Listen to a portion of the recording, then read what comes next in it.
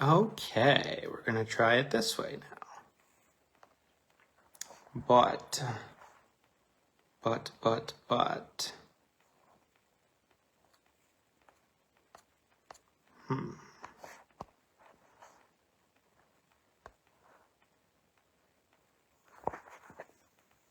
All right, guys, give me 2 seconds. I'm trying to add my co-host to this. I have a lot to say about this topic. I assure you, a lot. Okay, but where are you, good sir? Where are you? There you are. No. Okay, so I sent the invite. We'll see how this goes. Hey, look who it is. We Works. figured It's a it out. miracle. We did it. Guys, technology. It's a miracle. I can barely hear you. That's the thing I hate. Can you hear me? I can hear you just fine. Hello. Are you on Airpods or something? Hang on. I am on Airpods. Okay, my volume's on maximum. Weird. Hello. Okay, I can hear you good enough, I think. Okay, good. I'd like to keep using my Airpods if I can. You're really quiet, though. That's the audience. Guys, Audience. Can you hear Glenn very well? Can you hear me very well? Thumbs up if you can hear me. Come on, guys. Give us some feedback. This is the first time in years we've tried doing this. First time I got a thumbs up. Maybe it's you. Okay, I hear both of you the same. Can you hear me? Can you hear him? Like another thumbs up. We're getting the thumbs up. Okay, good. Then I won't. Loud and clear for both. I won't worry about it. I'll if you guys scream if I have to start screaming. I'm not opposed to screaming at all.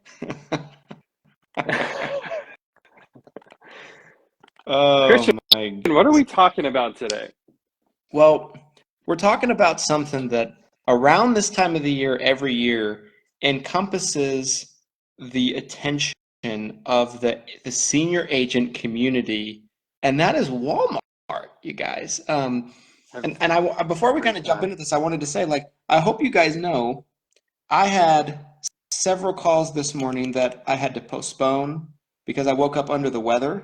My daughter. I love that you feel the need to say this right now. Yeah, I do feel the need to say this, right? Because this is such an important developing story that, like, I got a emergency IV so I could be well enough to do this for you guys. I got my slow clap, guys. I need a slow clap in the group for Christian right now.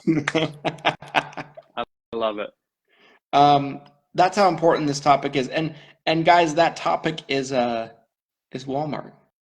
It's Walmart, guys. Walmart, Wally World.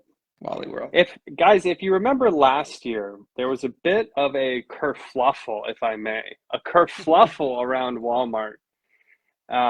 Clapping one hand. I appreciate that, Daniel. There was a lot of terms that got changed, rules that got changed. I think there was some costs that got changed last year as well. So we got into it deep last year. We also got so deep into it that we talked about like 15 other ways you can market yourself that doesn't involve Walmart, that we feel like was actually a better idea than marketing yourself at Walmart. Mm-hmm. This year, they've hockey sticked the craziness. It went from like some small changes last year. You know, I think at the time we thought it was big changes, but now it's like we're talking about some major serious changes here. One of which I just found out from Christian like an hour ago. Like, I knew about it, but I didn't realize how it worked. And now that I understand how it worked, I'm just kind of like just mind blown that anybody would do this.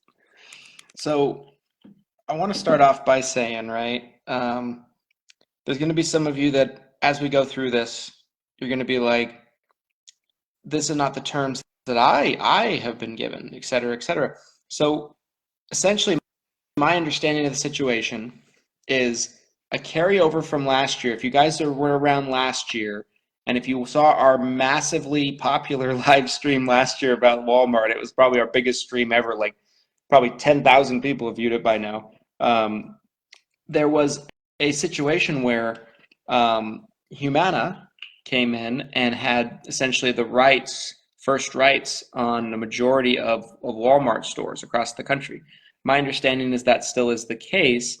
And so any entity that they own, they have different terms of conditions for the agents, right? So anybody that is outside of a Humana-owned entity does have to essentially, abide by these extra rules. And, so it's kind of like, Humana has this deal and, outside entities have a different deal, and it's not as favorable, right? So just wanted to kind of get that out of the way because people have been asking about that and making comments, that doesn't apply, to every entity. There's really one entity that it doesn't apply to. Every other FMO, IMO, from my understanding, across the board has to abide by these terms.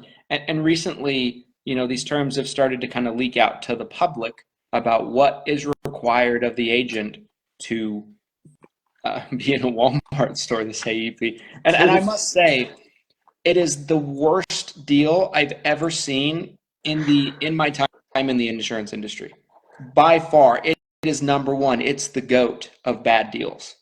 I don't think I can disagree. I mean, I guess I've seen some like LOA contracts that are just, horrific. Like I've seen some just car crash LOA contracts where it's like they're selling their soul to the devil. But in regard, like outside of a situation like that, anything that's like publicly available, public, not like I've never seen anything like this. And this is super. And here's the other part too that's really important. This is super important to uplines who are wanting their agents in Walmart as well. This isn't just last year. I feel like I was harping on just the agents who wanted to be in Walmart. Now it's like if you're an upline and you're allowing your downline to go into a Walmart, you're potentially in trouble. I'm not going to say you are in trouble. You're potentially in trouble. So why would an FMO offer that to their agents? That's great. Well, before we get into why an FMO would offer Walmart to their agents, I think let's get right into the meat and potatoes, like the nuts and bolts of what we've heard so far on what Walmart wants from the agent who is selling inside their store. Because I still am in kind of shock as we're talking about this right now. I can't believe it. So Christian, tell the people, what does Walmart want for an agent to sell inside their store this AEP? Yes. So based on my understandings, you guys, and some of the details I was able to get, yesterday, some of the details I was able to get today. And so I'll kind of tell you guys what I know. It's first off a $600 fee, which right off the bat, that doesn't sound as bad in years past. I believe the fee, I can't remember what it was last year. Was it $1,500, $2,000, something like that? Something in the, $1,500, $2,000 ballpark.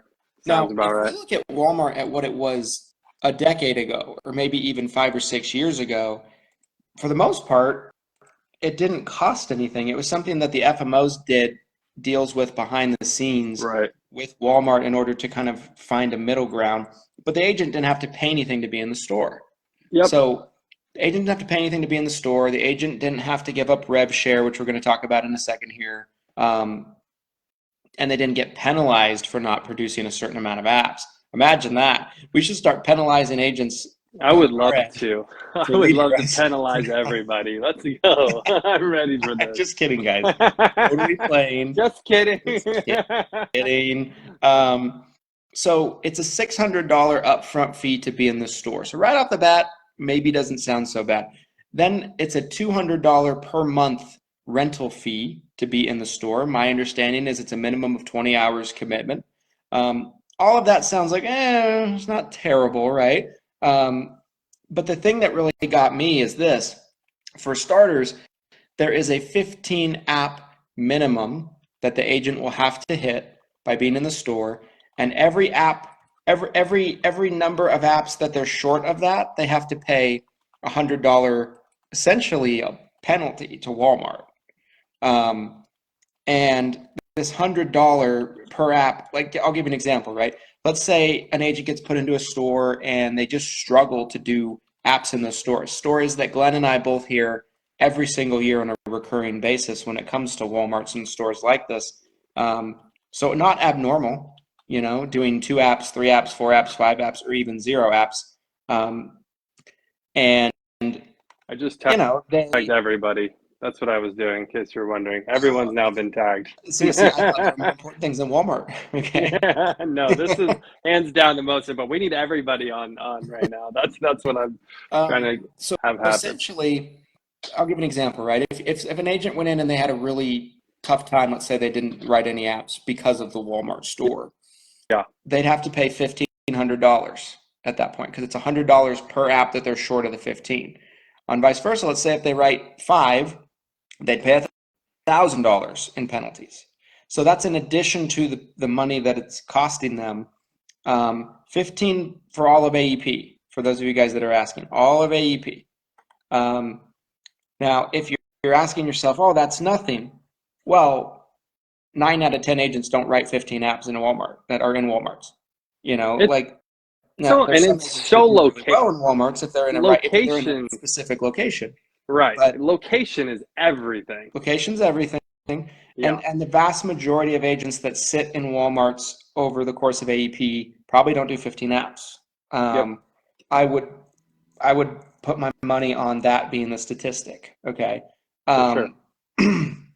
So there's that fee. But the biggest thing to me is that there is a revenue share, which is something they kind of, tried to do last year. It was kind of a shit show.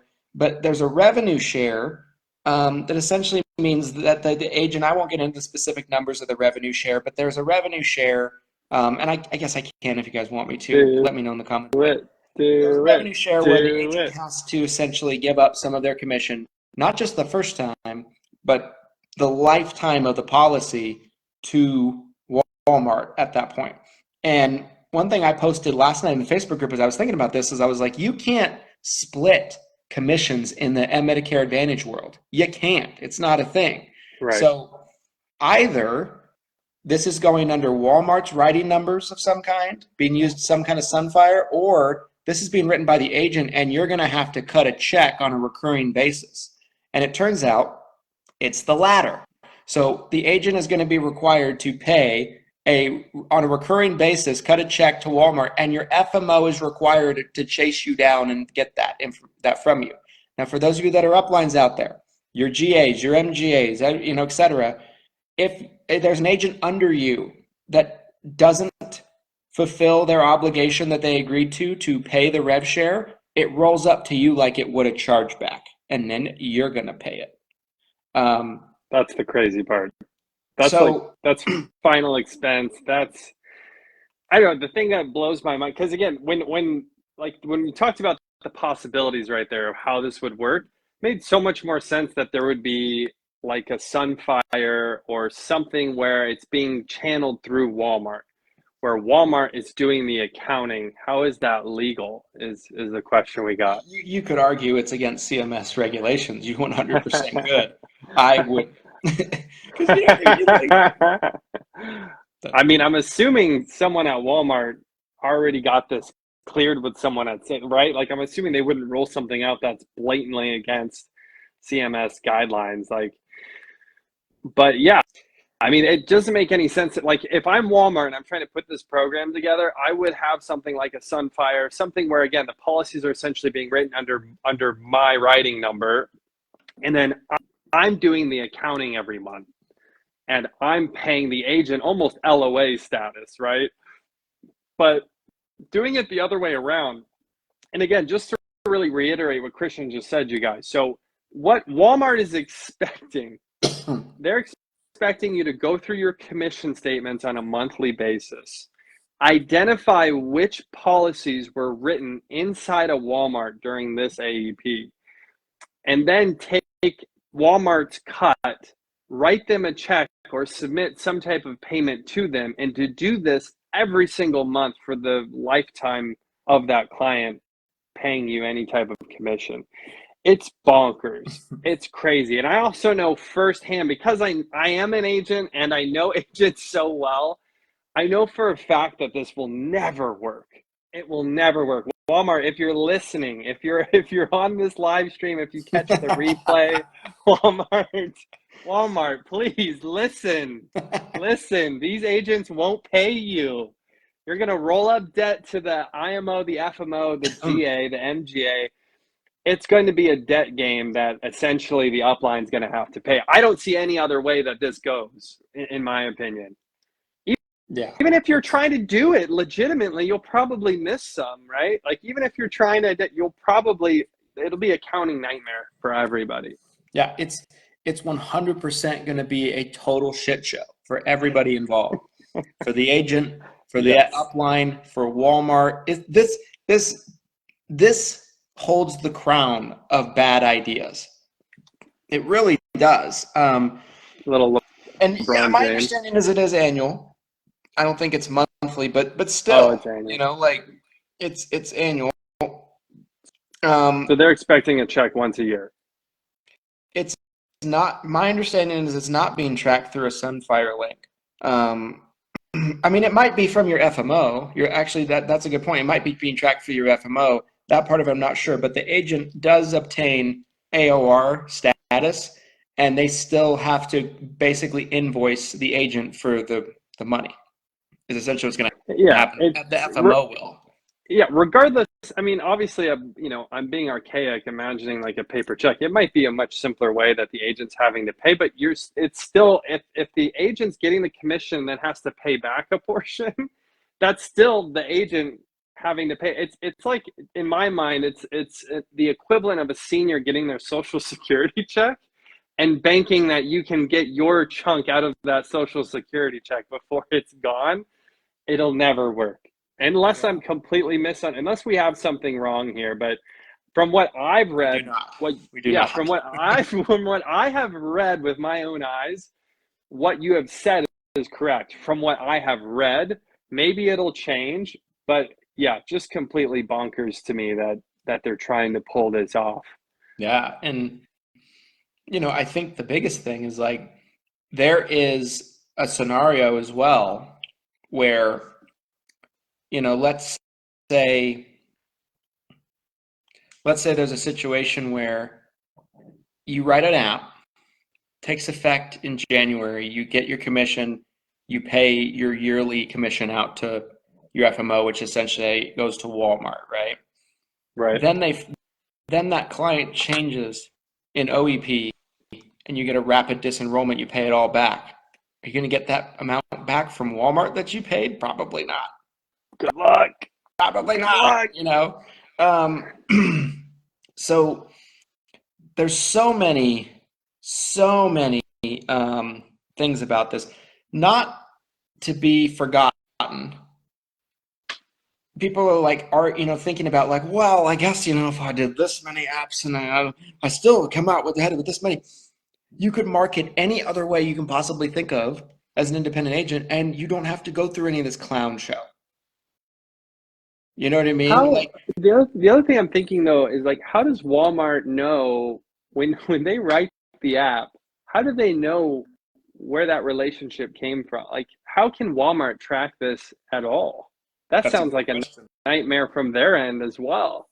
Yeah, that's a good question. I mean, ideally, you could think like, well, the FMO helps them track it. They, look in their Sunfire, everything like that. But like, how can you say that an app from a Sunfire came specifically from Walmart or something else, right? It's just such a laughable thing. It's going to be a nightmare for them, for the agent, for everybody involved.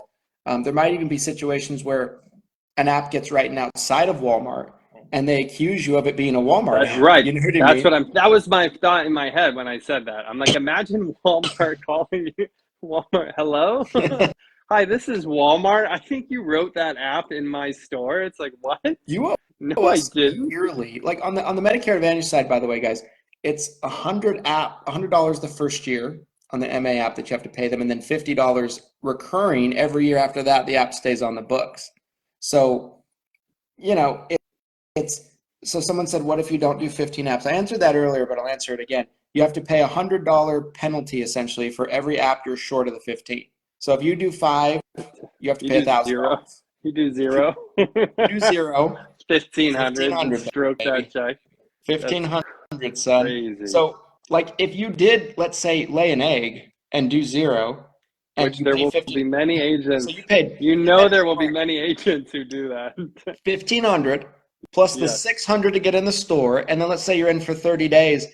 You're at 2,300 invested into this Walmart store at that point, right? Like it's such a dumb thing to do. Guys, let's just call it what it is. Walmart's dead. Working in Walmart, it's been dead. It went from like a corpse on the ground to like it's been dipped in acid. There's nothing left. The corpse isn't even there anymore. This is beyond dead. We're talking Valhalla, like next life stuff at this point. Like there is no working in a Walmart. Guys, if you have, by the way, if you have questions about working in a Walmart store during this AEP, whether you're watching this live or you're watching the replay, please drop a comment below this video. We will make sure to try to answer every single question we get, again, whether it's now or after the stream. This is a big deal for some agents. Some agents have really built their book on it. And historically, depending on the location, right? I got into it last year with some of you, okay? I understand. Depending on the location of your Walmart, you may have been able to write quite a few apps. And you know, hats off to those who were able to do that, who crushed it inside of Walmart. I know there's some of you out there. I've talked to you guys. Congratulations.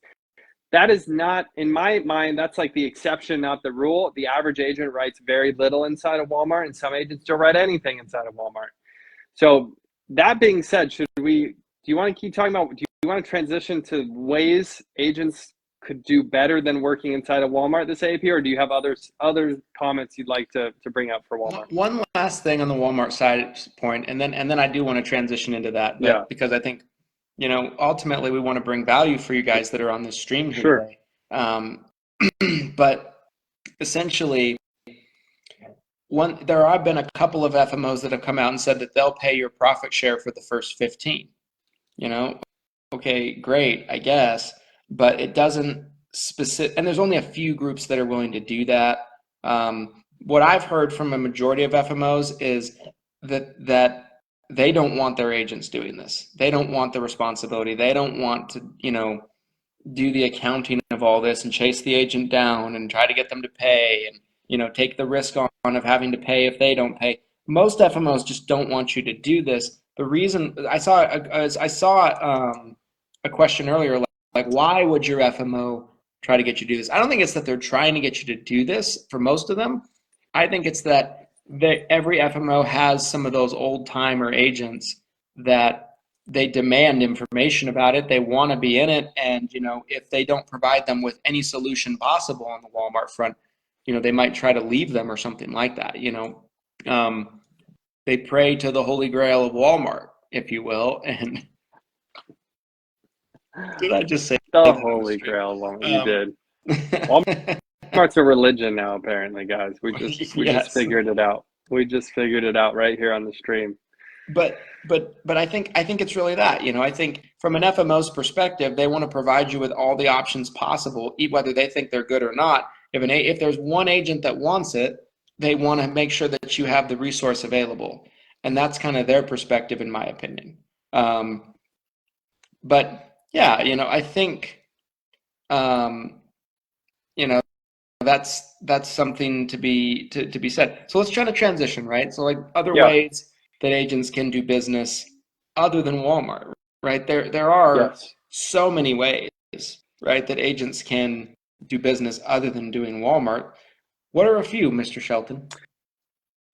Man, oh man, there's so many. Obviously, I'm going to start with what I'm most biased about Lead Heroes, you guys. We have preset appointments that we generated last year that overall did fantastic for you guys. Some of you may be watching the stream. You may have been on that program. Some of you might be looking at getting onto the Lead Heroes preset appointment program for this year.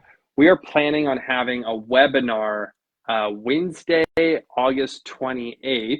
We need to get that officially scheduled in the group, but Wednesday, August 28th, we are planning on having a webinar about Lead Heroes preset appointments. You don't have to share your lifetime commissions with Lead Heroes. when you sell a policy. We don't do what Walmart does, you guys. You can literally have your contracts with anyone. Yes. You can have your contracts with anyone. Could be with us, could be with AmeriLife, Integrity, anybody. Have your contracts with anybody. And this preset appointment program, you're able to work compliantly and sell a lot more apps, in my opinion, than if you were actually inside of Walmart. So that's one. And again, stay tuned. We'll have a webinar later this month with a ton more information about that. Christian, give us another one. Give us a second way that you could market yourself that does not include Walmart. I don't think there is. I'm just kidding. That's it. There's so many ways, guys. I mean, this wouldn't be my first choice, what I'm about to say, but you could even do other stores. Someone asked, in the comments about Walgreens, CVS, like a lot of those stores you can do at no cost. It doesn't cost you anything, and you can do it with a particular carrier. So like, I won't mention specific carrier names just to kind of keep my nose clean, but clean, nothing like a good clean nose, huh? Like Walgreens partners with a massive carrier, and they might be able to put you in. CVS might be able to do the same thing. Now, are they going to have the foot traffic of a Walmart? It depends on the Walmart, depends on the location. Maybe not as a whole, right? But are you going to do worlds better in a Walmart than you would in a CVS store? I think in general, I think it wouldn't be that far off. And you don't have to pay anything for it, right?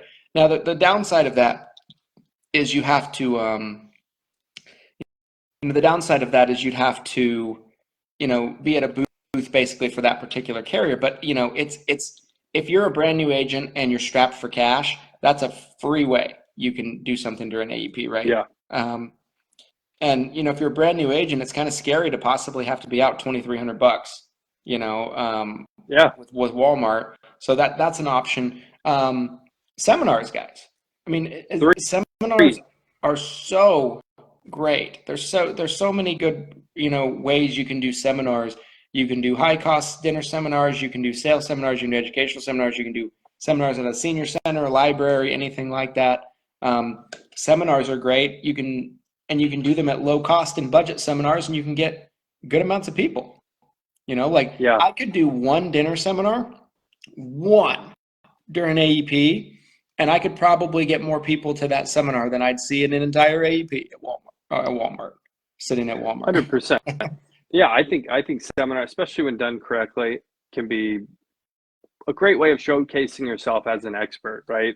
Because that's the big thing when you're trying to sell something, right? Regardless of what it is you're trying to sell, you need to have that relationship, the rapport with the prospect. So that's what I love about the seminar or virtual seminar, right? Like a webinar, right? That's another option. I won't even count that as a different, I'll just say virtual seminar, webinar. So that's 3 different options we've already talked about. I'm going to say a 4th one here, direct mail. Obviously, while mail returns haven't been historically the best, it's still an option for sure that you can send out a piece of mail and they can respond to that, and then you're able to market yourself during AEP that way. So that's 4 different ways. So a different store, a seminar or a virtual seminar, Lead Heroes preset appointments, direct mail. What's a 5th way? What's a 5th way that an agent can market themselves during AEP that has nothing to do with Walmart? Yeah, I mean, running Facebook ads, right? Facebook ads is terrific. I mean, some of you that are brand new, you're not going to know how to run them, and it takes some time to kind of learn that and how to do them proficiently. But I mean, you could even buy them from a lot of vendors, that will generate them for you and buy them. It's going to be better to do it yourself, but Facebook ads is a great one. And you could spend $500 a month in a lot of areas, $600-700 a month in a lot of areas, and get pretty good lead flow on Facebook ads. 100%. Referral networks. Find some people who work with seniors in your local area. It could be any number of local businesses. It could be a little small mom and pop shop. It could be maybe a local credit union. I mean, you'll have to talk to obviously the individual business and see if they're open to sending referrals to you. Financial advisors sometimes are great referral sources if they don't want to do anything on the insurance side and they only focus on the financial side. Explaining to them right now, I wouldn't wait till October. Right now, I would be trying to build those referral networks and talking to these individuals and saying, hey, I'm a licensed Medicare agent. During AEP from October 1st to December 7th, I'm able to talk to seniors about what's their best option for their Medicare plan. It's the only time during the year that they're able to switch. If they're on a Medicare Advantage plan, can you please send those people to me? Again, just get out there and talk to people and let them know what you do. Ask for those referrals. You'd be surprised. You'd be surprised how many people would probably refer great prospects right to you at $0, where you don't even have to pay them $1 for anything. Yep, I agree. We could keep going and going and going and going. Someone mentioned food banks. Food banks is a great one. Any types of grassroots marketing, food banks, swap meets, expos, anything like that, where you're sitting at a table is great. We're going to be doing senior expos around Utah during AEP. We've done them for years, and every time I say that, agents in Utah kind of swarm to our expos and try to be there. Stay away. You're not welcome. Don't go to our expos. Go to our expos. Go find your own. Someone asked about our billboards. Someone asked about your billboards. Work great. There's agents that I know that, get people that call into them every month from billboards. Our billboards did okay. We don't have them up anymore. We just decided that, since we have a machine of leads, we didn't need it anymore now since the merger. But they did fine. I don't know. I'd rather spend my money on a billboard than in a Walmart. Local SEO, having your Google business page, your Google business profile up to date so people can find you that way, organic content through social media, posting videos. We actually have, Christian's been doing a phenomenal job on our consumer facing channel of putting content out that gets views every single day, stuff like that will naturally drive traffic to you during AEP. And obviously potentially outside AEP, right? And same thing with those referral networks, like I was talking about earlier, like a lot of these different marketing, leads, marketing types, like it doesn't necessarily have to be during AEP. A lot of these could potentially work outside AEP. Obviously, AEP is the best time to write business because of the options that are available. But, this is something that could be valuable year round. I would say we're probably around 10 already, and that's just 5 minutes of Christian and I thinking about this, talking about this. We've already come up with 10 ways where you can market yourself during AEP. It would potentially cost less, or it's free and it's better. So all of these different ways are either cheaper and or also better than marketing yourself inside of Walmart. I don't understand the people who are ready to die on a hill to defend Walmart. I would love to see a few of them in the comments. If you are a diehard Walmart fan, I'd love to meet you in the comments. Let's talk about this. Let's figure out why you're so excited about Walmart still. Let's talk about how excited you are about your lifetime partnership with Walmart, where you get to stroke that check to them every year. Because that's just, again, mind-blowing to me personally. But yeah, what do you think? I think it's usually people that, they're in a good store, they're in a good location, and they've kind of branded themselves. My thoughts of Walmart has also been like, even if it is something that for the small amount of agents out there that are watching that actually have had good results with it, and I know that they're out there. My biggest concern also about Walmart, even if it was effective, is anything can come in any given year and replace you, right? Like with Walmart, right? We all remember when Walmart did Walmart Insurance Services, right? And they started to kind of, in some locations, take agents out and put their own captive agents in. Anything like that could happen at any point in time. So you're essentially branding yourself. I mean, there's agents I know where they're like, even my existing clients, they come see me at Walmart and do their plan review. Like, you're training them to associate you with Walmart. So if for any reason something happens that's outside of your control and you lose that store, which we're getting closer and closer and closer, every year it gets worse. Yeah, And for it's sure. less agent friendly. It's easier for someone to come in and step into your shoes and replace you in the eyes of that client, right? Like, so our clients, they're not branded to a Walmart or any kind of store. They're branded to us, our office, our employees, our people, myself, everything like that. And so, I've never looked at it as a really good business model, because there's so many things that can be outside of your control that can prevent you from being in that Walmart the next year. It's kind of like we've gotten to this point where it's like this, yearly thing. It's like, oh, is this going to be the year? Is this going to be the year? No, it's just going to get worse. It's going to get way less agent friendly, Nope, it's just going to get worse.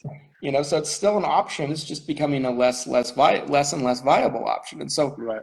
I think it is a mistake to brand yourself equally with the Walmart in the eyes of your clients, right? Because I don't know. I just don't think that's a good idea.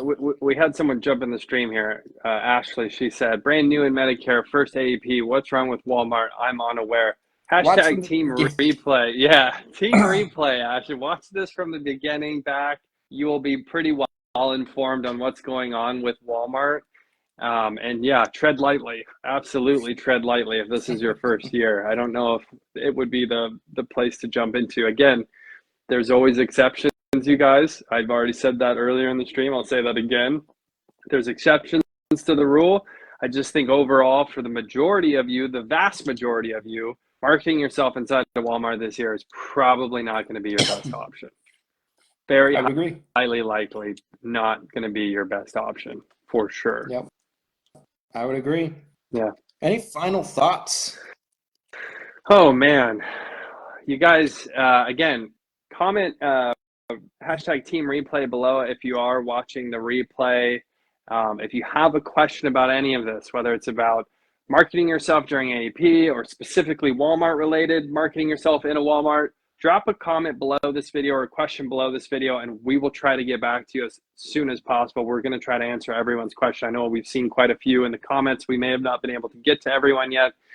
My final thoughts, you guys, now is the time to really start preparing for AEP. I just had a brief conversation with Christian before this live stream where I was talking about some of the agencies that have been reaching out to lead heroes already, asking us, hey, we're gearing up for AEP. We're wanting to figure out, when's the best time to get the marketing started? What's the marketing process look like? Getting into all of those specifics. That is the correct timeline. Right now, you should be taking a very serious look at your budget, your area that you're planning on marketing in, how many appointments or leads you're wanting to get for yourself or your agents or your agency or for your FMO, your IMO.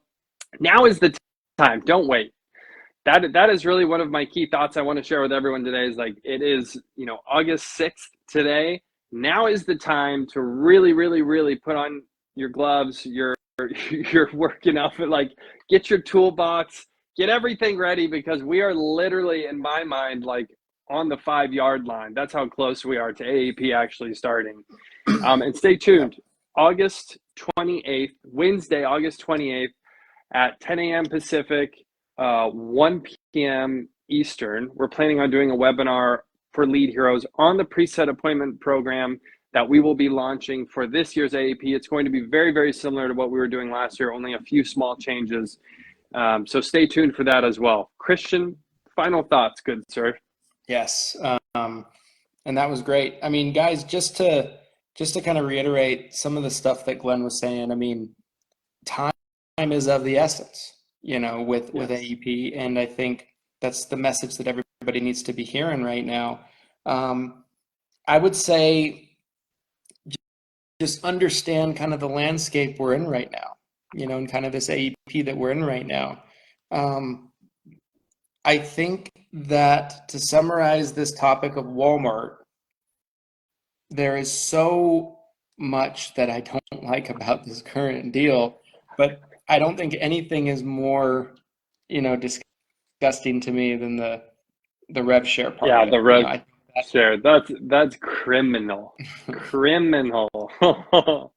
like, it's a mediocre at this point. Let's just call it what it is. It's a mediocre lead source at best, Yeah. and